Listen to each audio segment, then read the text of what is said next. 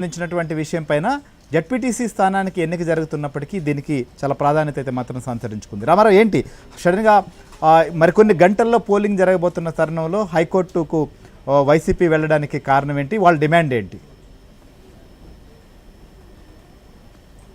Srihari, YCP నేతలైతే మాత్రం ఈరోజు హైకోర్టును ఆశ్రయించారు. పులివెందుల్లో మరికొన్ని గంటల్లో అంటే రేపు ఉదయం 7 గంటలకు పోలింగ్ ప్రారంభమవుతుంది. ఈ ప్రారంభమైన అయ్యే లోపే 6 పోలింగ్ బూతుల్ని మార్చారు అని చెప్పి వైసీపీ రాష్ట్ర ప్రధాన కార్యదర్శి లేళ్ల అప్పిరెడ్డి ఈరోజు హైకోర్టులో లంచ్ మోషన్ పిటిషన్ మూవ్ చేశారు.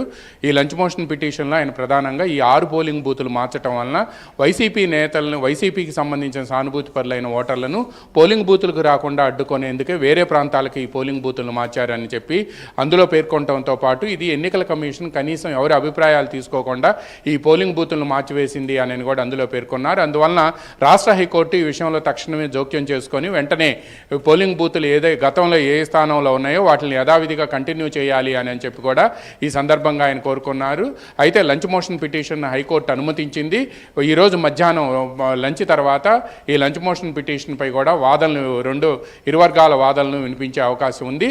ప్రధానంగా ఒకసారి ఎన్నికల ప్రాసెస్ బిగిన్ అయిన తర్వాత, అంటే ఎన్నికల ప్రక్రియ బిగిన్ అయి నోటిఫికేషన్ ఇచ్చేసి రేపు ఉదయం ఎన్నికలు 7 గంటలకు ప్రారంభమవుతున్న తరుణంలో సహజంగా ఇప్పటి వరకు జరిగిన ప్రాక్టీస్ కానీ ఇప్పటి వరకు జరిగిన కేసులను కానీ మనం పరిశీలిస్తే మాత్రం అటు సుప్రీంకోర్టులో కానీ ఇటు హైకోర్టులో కానీ సహజంగా ఎన్నికల కమిషన్ విధుల్లో హైకోర్టు జోక్యం చేసుకునే అవకాశం లేదు. బట్ ఇరు వర్గాల వాదనలు విన్న తర్వాత ఈరోజు హైకోర్టు ఎటువంటి నిర్ణయం తీసుకుంటుందనేది కూడా వేచి చూడాల్సింది. ఈ 6 పోలింగ్ బూతులు మార్చారని చెప్పి వైసీపీ ఏదైతే ఆరోపిస్తుందో దానికి సంబంధించి ఈరోజు రాష్ట్ర ఎన్నికల కమిషన్ ఎటువంటి వాదనలతో ముందుకు వస్తుందనేది కూడా మనం వేచి చూడాల్సి ఉంది. అయితే శ్రీహరి, ఇంకో ప్రధానమైన విషయం ఏంటంటే ఎన్నడూ లేని విధంగా రైట్ మీరు అన్నట్లుగా దీనిపైన హైకోర్టులో ఎలక్షన్ కమిషన్ వైపు నుంచి కూడా వాదనలు ఉండబోతున్నాయి, చూద్దాం. అయితే కానీ ఒక జెడ్పీటీసీ స్థానానికి ఎన్నికైనప్పటికీ కూడా మనం చూసాం ఎలక్షన్ కమిషన్ వద్దకు వైసీపీ రావడం, ఏదైతే ఎలక్షన్ కమిషన్ గతంలో స్థానిక సంస్థల ఎన్నికల సందర్భంగా చాలా హేళన చేస్తూ అసలు ఎలక్షన్ కమిషన్ని అసలు తాము చెప్పినట్లుగా వినాలన్నట్లుగా వ్యవహరించినటువంటి వారే ఎలక్షన్ కమిషన్ తలుపు అయితే తట్టారు. సో మొత్తానికి కాలం అనేది ఏ రకంగా ఉంటుంది, ఎలాంటి పరిస్థితులు తీసుకొస్తుందో కూడా మనం చూసాం ఒక స్థానం విషయంలోని. అయితే ఇక్కడ ఎలక్షన్ కమిషన్ సంబంధించి 2 వైపులా ఫిర్యాదులు కావచ్చు, 2 వైపుల నుంచి ఉన్నటువంటి పరిస్థితులు పులివెందుల అసెంబ్లీ పరిధిలో ఉన్నటువంటిది కాబట్టి ఇక్కడ ప్రత్యేకంగా ఏమైనా నిఘా ఉంచారా? ఎలక్షన్ కమిషన్ సాఫీగా సాగేందుకు కూడా ఏ రకమైనటువంటి చర్యలు తీసుకుంటోంది? శ్రీహరి, పులివెందులకు సంబంధించి అది జగన్ సొంత నియోజకవర్గం. పైగా ఆ నియోజకవర్గ హెడ్ క్వార్టర్లో ఈసారి జెడ్పీటీసీ ఎన్నిక జరుగుతుంది.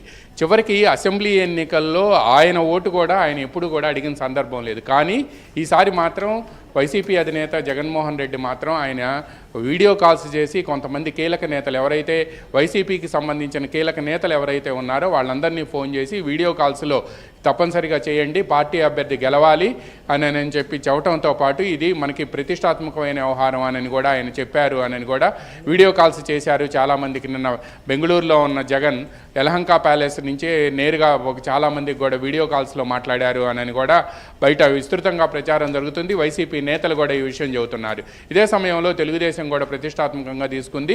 గత అసెంబ్లీ ఎన్నికల్లో ఓటింగ్ ఆయనకు అంతకు ముందుకు వచ్చిన మెజారిటీ కంటే మెజారిటీ 4,000కే వచ్చింది అని నేను చెప్తున్నారు. దాదాపుగా 10,800 ఓట్లున్న ఈ జడ్పీటీసీ స్థానంలో మెజారిటీ తక్కువగా వచ్చింది అని చెప్తున్నారు. బట్ 6 సమస్యాత్మక గ్రామాలు ఉన్నాయి.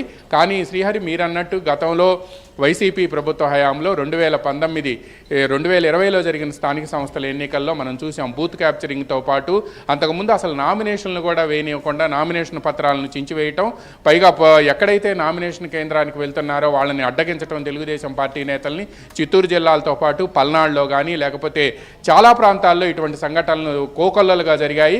చివరికి అప్పటి ఎలక్షన్ కమిషనర్గా ఉన్న మాజీ ఐఏఎస్ అధికారి నిమ్మగడ్డ రమేష్ కుమార్ తనకు ప్రత్యేకమైన సెక్యూరిటీ కావాలని రాష్ట్రంలో జరుగుతున్న ఏవైతే ఇప్పుడు జడ్పీటీసీ, కార్పొరేషను, అదేవిధంగా నగర పంచాయతీ ఎన్నికలు ఉన్నాయో, ఈ ఎంపీటీసీ ఎన్నికలు ఉన్నాయో వీటిల్లో అప్రజాస్వామికంగా జరుగుతున్నాయి, లా అండ్ ఆర్డర్ ఫెయిల్ అయింది అని కూడా ఆయన కేంద్ర హోంమంత్రికి లేఖ రాసిన విషయం కూడా ఎవరూ మర్చిపోలేదు. దీంతో పాటు మాచెల్లలో మనం చూసాం, విజయవాడకు సంబంధించిన టీడీపీ నేతలు, సీనియర్ నేతలు బుద్దా వెంకన్నతో పాటు విజయవాడ సెంట్రల్ ఎమ్మెల్యే బోండా ఉమా, వీళ్ళిద్దరూ మాచెల్లలో నియోజకవర్గంలో జరుగుతున్న అరాచకాలని, అదేవిధంగా అక్కడ జరుగుతున్న ఎన్నికల అక్రమాలను అడ్డుకునేందుకు ఆ ప్రాంతానికి నిజ నిర్ధారణకు వెళ్తే వాళ్ళిద్దరిపై కూడా హత్యాయత్నం జరిగిన సంఘటన కూడా మనం తురకా కిషోర్ ఎవరైతే నిన్న హైకోర్టు బెయిల్ విడుదల చేయమందో ఆయన అప్పుడు మున్సిపల్ వైస్ చైర్మన్గా ఆ తర్వాత ఎన్నికయ్యారు.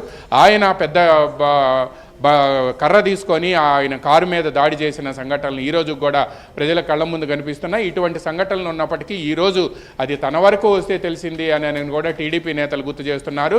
అయితే టీడీపీ అధినేత చంద్రబాబు నాయుడు, ఏపీ సీఎం చంద్రబాబు నాయుడు అయితే మాత్రం లా అండ్ ఆర్డర్ జాగ్రత్తగా చూసుకోండి, ఎక్కడా కూడా ప్రలోభాలకు గురిగానివ్వద్దు, జాగ్రత్తగా ఉండండి అని చెప్పి డీజీపీని ఆదేశించినట్టు తెలిసింది. అందువల్లనే 700 మంది పోలీసులు అక్కడ మొత్తం 10,800 ఓట్లు ఉంటే 700 మంది పోలీసులు భద్రత ఏర్పాటు చేశారు. దాదాపుగా ఒక్కొక్క పోలింగ్ కేంద్రానికి 50 మంది పోలీసులు ఉంటారు. వీళ్లతో పాటు ర్యాపిడ్ యాక్షన్ ఫోర్స్తో పాటు మొబైల్ టీమ్స్ను కూడా నిత్యం 24 గంటలు కూడా సంచరించే విధంగా ఈ రోజు నుంచే బందోబస్తులో ఉండాలి అని కూడా ఆదేశాలు జారీ చేశారు. బట్ రెండు పార్టీలకు మాత్రం ఈ పులివెందుల జడ్పీటీసీ ఉప ఎన్నిక మాత్రం అత్యంత ప్రతిష్టాత్మకంగా మారింది. శ్రీహరి.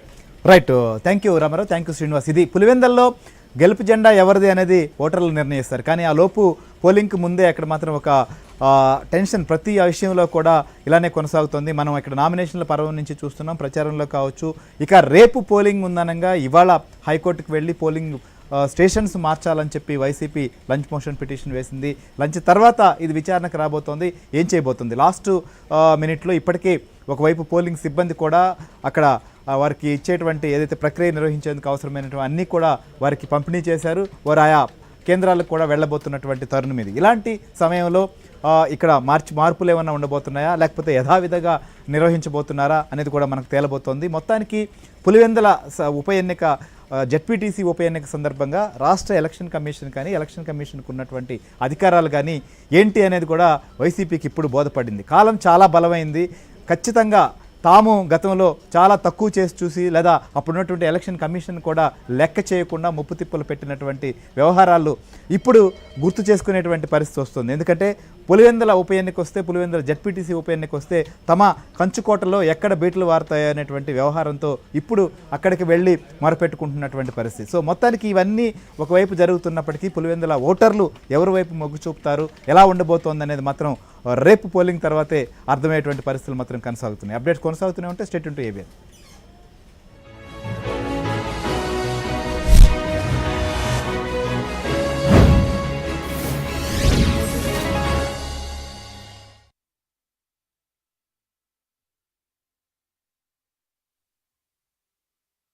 ప్రస్తుతం పులివెందులలో టెన్షన్ వాతావరణం నెలకొంది. భారీగా పోలీస్ బలగాలు మోహరించాయి. ఎన్నికలకు అన్ని ఏర్పాట్లు పూర్తయ్యాయి. పోలింగ్ సామాగ్రి తరలింపు కొనసాగుతోంది. అటు ఎన్నికల సంఘానికి టీడీపీ, వైసీపీ నేతలు పోటాపోటీగా ఫిర్యాదులు చేశారు. మరోవైపు ప్రలోభాల పర్వంపై ఎన్నికల సంఘం నిఘా పెట్టింది. సమయంలో పోలింగ్ సామాగ్రి తరలింపు కొనసాగుతోంది. అటు ఎన్నికల సంఘానికి టీడీపీ, వైసీపీ నేతలు పోటాపోటీగా ఫిర్యాదులు చేశారు. మరోవైపు ప్రలోభాల పర్వంపై ఎన్నికల సంఘం నిఘా పెట్టింది.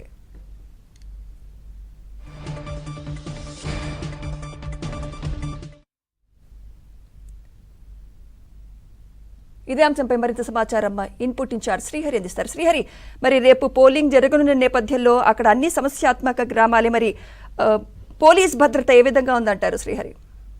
సుమిత్ర, వైఎస్ఆర్ కడప జిల్లా సంబంధించి 2 జడ్పీ స్థానాలకు ఉప ఎన్నికలు జరుగుతున్నాయి. ఒకటి పులివెందుల, ఇంకొకటి ఒంటిమిట్ట.